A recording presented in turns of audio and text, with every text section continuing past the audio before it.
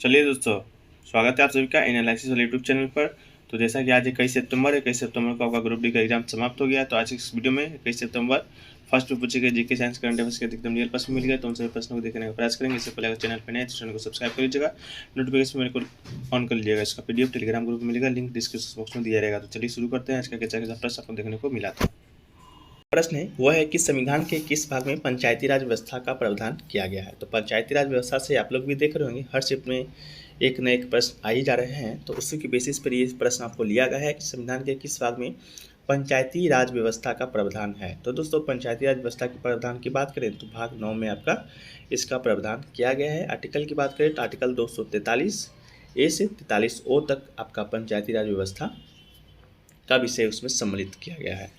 अगला दोस्तों पूछा गया है कि क्षेत्रफल की दृष्टि से इनमें से सबसे बड़ा महाद्वीप कौन सा है। तो क्षेत्रफल की दृष्टि से बात करें तो सबसे बड़ा महाद्वीप आपका कौन हो जाएगा। तो आपका सबसे बड़ा महाद्वीप आपका एशिया हो जाएगा। इसके अलावा पूछा अगला क्वेश्चन दोस्तों कि बांदीपुर राष्ट्रीय उद्यान कहाँ स्थित है। तो दोस्तों, बांदीपुर राष्ट्रीय उद्यान की बात करें तो ये आपका कर्नाटक में स्थित है। राष्ट्रीय उद्यान से भी प्रश्न आपका पूछा ही गया है, जैसा कि गिर राष्ट्रीय उद्यान कहाँ है, तो आपका गुजरात में है। इसके बाद दोस्तों कंचनजंगा, ये सब दोस्तों आपका पूछा गया है। अगला क्वेश्चन है दोस्तों कि हाल ही में किस केंद्रीय मंत्री ने दिल्ली में ग्रामीण सहकारी बैंकों के राष्ट्रीय सम्मेलन में को संबोधित किया है। तो ये दोस्तों संबोधित किया है केंद्रीय गृह मंत्री अमित शाह। इसके साथ ही साथ दोस्तों ये सहकारिता मंत्रालय जो कि अभी हाल ही में बना था, उसके भी मंत्री ये बनाए गए हैं। तो मंत्रालय से भी आपका प्रश्न पूछा ही जा रहा है। जैसे कल ही पूछा गया था संसदीय कार्य मंत्री कौन है, तो वह प्रहलाद जोशी हैं। इसके अलावा दोस्तों एक दो और भी मंत्री से रिलेटेड आपका प्रश्न पूछा गया है। अगला दोस्तों संतोष ट्रॉफी डैश से जुड़ा हुआ है। तो संतोष ट्रॉफी की बात करें तो ये दोस्तों आपका फुटबॉल से जुड़ा गया है। इसके अलावा रानी झांसी ट्रॉफी की बात करें तो रानी झांसी ट्रॉफी दोस्तों आपका क्रिकेट से जुड़ा हुआ है। अगला दोस्तों कि अनाजों की खेती के लिए कौन सी मिट्टी सबसे उपयुक्त होती है। तो ये दोस्तों आपका जलोढ़ मिट्टी है, जो कि दोस्तों आपका अनाज के लिए सबसे ज़्यादा उपयुक्त होती है। अगला दोस्तों कि भारतीय संविधान का कौन सा अनुच्छेद है जो दंड विधेयक को परिभाषित करता है। तो दोस्तों आर्टिकल से भी हर शिफ्ट में प्रश्न आपका पूछा जा रहा है। तो आपका दंड विधेयक की बात करें तो ये आपका आर्टिकल 110 में आता है। इसके अलावा एक आर्टिकल और है जो कि आपका 112 है। इसमें दोस्तों आपका वार्षिक वित्तीय विवरण से रिलेटेड आपका आर्टिकल है, जो कि आपका 112 में आता है, जो कि दोस्तों आपका पूछा गया है कल परसों ही। अगला दोस्तों की मौलिक कर्तव्य को संविधान डैश से के द्वारा जोड़ा गया था। तो मौलिक कर्तव्य की बात करें तो दोस्तों आपका 42वां संविधान संशोधन 1976 के माध्यम से आपका जोड़ा गया है। और किसके सिफारिश पर जोड़ा गया है तो दोस्तों आपका स्वर्ण सिंह समिति के सिफारिश पर जोड़ा गया है। जब जोड़ा गया था तो इस समय कितना मौलिक कर्तव्य था, तो इस समय 10 था। इसके बाद जो 11वां मौलिक कर्तव्य है वो आपका 6वां संविधान संशोधन 2002 के द्वारा आपका जोड़ा गया है। और ये किस देश से लिया गया है, तो ये आपका रूस के संविधान से आपका लिया गया है। अगला क्वेश्चन दोस्तों, महात्मा गांधी ने अपना पहला सत्याग्रह किस नगर से प्रारंभ किया था। तो महात्मा गांधी से रिलेटेड भी प्रश्न आपका पूछा जा रहा है। तो इसका जो राइट आंसर हो जाएगा चंपारण। इसके अलावा दोस्तों महात्मा गांधी से क्या क्या प्रश्न पूछा गया है, जैसे कि आपका असहयोग आंदोलन को वापस कौन लिया था, तो महात्मा गांधी लिया था। किस घटना के बाद लिया था, छोटी छोटी घटना के बाद लिया था। या कल ही पूछा गया है कि महात्मा गांधी ने पुनः पैक्ट पर जो समझौता पे हस्ताक्षर किया है वो किसके साथ किया है, तो ये दोस्तों आपका भीमराव अम्बेडकर के साथ किया है। तो इस तरह के प्रश्न भी आपका पूछे जा रहे हैं। अगला दोस्तों, तिलक ने 2016 में किस साल में अपना होम रूल बनाया था।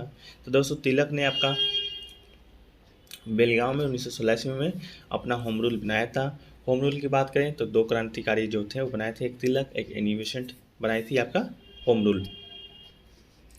अगला है दोस्तों कि अभ्यास इंदिरा और भारत देश के बीच एक त्रिय अभ्यास है। तो ये दोस्तों इंदिरा जो आपका त्रिय अभ्यास है ये भारत और रूस के बीच का अभ्यास है। अगला दोस्तों कि मिस इंडिया वर्ल्ड वाइड 2022 का विजेता किसे घोषित किया गया है।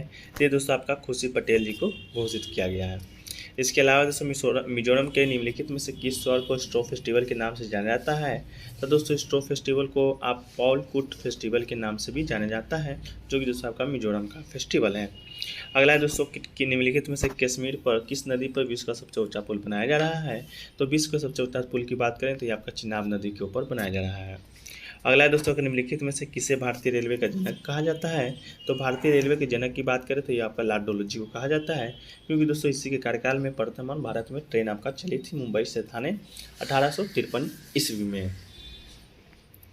अगला है दोस्तों कि 2020 के टोक्यो ओलंपिक में कितने नए खेल शामिल किए गए हैं। तो 2020 के टोक्यो ओलंपिक में दोस्तों टोटल नए 5 खेल को सम्मिलित किए गए थे। और 2020 के टोक्यो ओलंपिक की बात करें तो भारत ने टोटल 7 मेडल जीता था, जिनमें से 4 सिल्वर, 2 ब्रोंज और 1 शायद गोल्ड आपका जीता है। गोल्ड किसने जीता था, तो ये आपका नीरज चोपड़ा ने जीता है। अगला क्वेश्चन दोस्तों कि अगस्त 2022 में केंद्रीय सतर्कता आयुक्त के रूप में किसे नियुक्त किया गया है।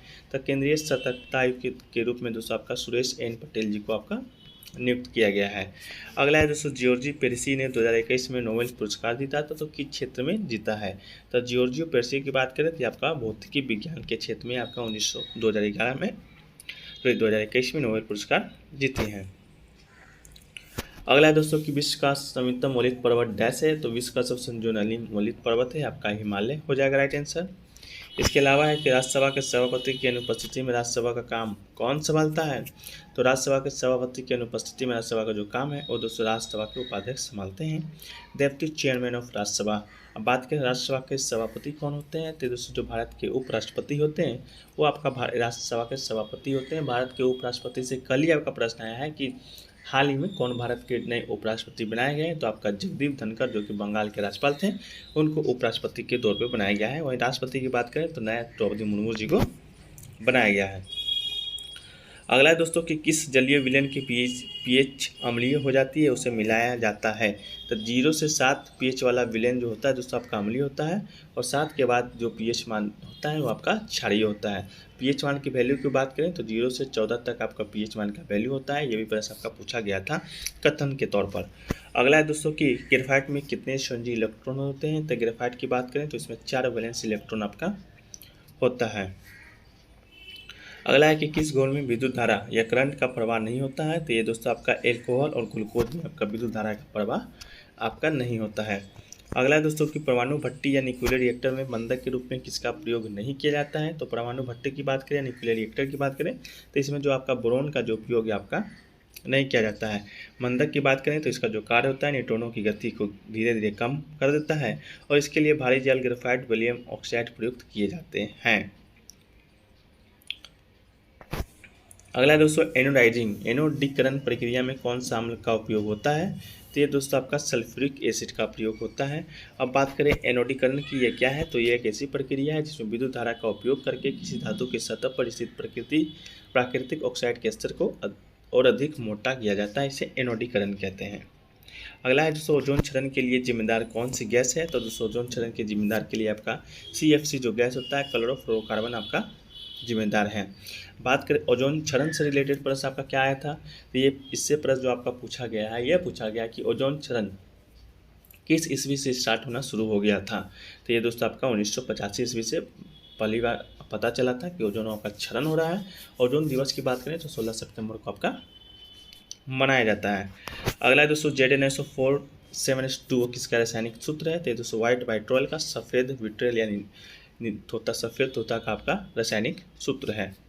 अगला प्रोटीन पाचन के बाद किस में बदल जाता है। तो प्रोटीन पाचन के बाद दोस्तों आपका एमिनो एसिड में आपका बदल जाता है। अगला है कि शुद्ध कृमि या गोल कृमि में कौन सा तत्व नहीं पाया जाता है। तो आपका रेस्पिरेटरी सिस्टम आपका बिल्कुल राइट आंसर हो जाएगा, श्वसन प्रणाली। अगला है दोस्तों आपका कि दाद किस कारण होता है, रिंगवर्म। तो रिंगवर्म की बात करें तो आपका फंगस या कवक के कारण आपका होता है। अगला दोस्तों कि अम्लीय वर्षा का कारण क्या नहीं है, NH3N2NO। तो आपका जो अम्लीय वर्षा का कारण नहीं है आपका NH3 आपका नहीं है। इसके बाद है दोस्तों कि क्लोरोफिल फर्नेस में कौन सा तत्व पाया जाता है। तो क्लोरोफिल में आपका मैग्नीशियम पाया जाता है। अगला है जूल किसका मात्रक होता है। तो जूल दोस्तों आपका कार्य या ऊर्जा का मात्रक होता है। इसके बाद NaCl का रासायनिक नाम क्या है। तो NaCl का रासायनिक नाम सोडियम क्लोराइड या साधारण नमक आपका NaCl का रासायनिक नाम है। इसके अलावा है कि राष्ट्रीय समुद्री विज्ञान संस्थान का मुख्यालय कहाँ पर स्थित है। तो दोस्तों आपका डोनापोला गोवा में स्थित है आपका राष्ट्रीय समुद्री विज्ञान संस्थान। इसके अलावा दोस्तों पोंगल जो त्यौहार है तमिलनाडु में 4 दिन तक मनाया जाता है। पोंगल के चौथे दिन को क्या कहा जाता है। त्यौहार आपका कनुम पोंगल आपका कहा जाता है। अगला दोस्तों कल्पक्कम परमाणु ऊर्जा संयंत्र कहाँ स्थित है। तो दोस्तों आपका तमिलनाडु में स्थित है। इसके अलावा नर्मदा नदी पर कौन सा बांध बनाया जा रहा है। तो नर्मदा नदी पर दोस्तों आपकी बात करें तो आपका सरदार सरोवर बांध बनाया जा रहा है। तो दोस्तों वीडियो को यहीं पर समाप्त करते हैं, फिर मिलते हैं नेक्स्ट वीडियो में। वीडियो कैसा लगा कमेंट सेक्शन में बताइएगा। अच्छा लगा वीडियो को लाइक कीजिएगा, दोस्तों में शेयर कीजिएगा। और चैनल पर नए हैं तो चैनल को सब्सक्राइब कर लीजिएगा, नोटिफिकेशन को साथ साथ ऑन कर लीजिएगा। चलिए मिलते हैं नेक्स्ट वीडियो में, तब तक के लिए जय हिंद, जय भारत।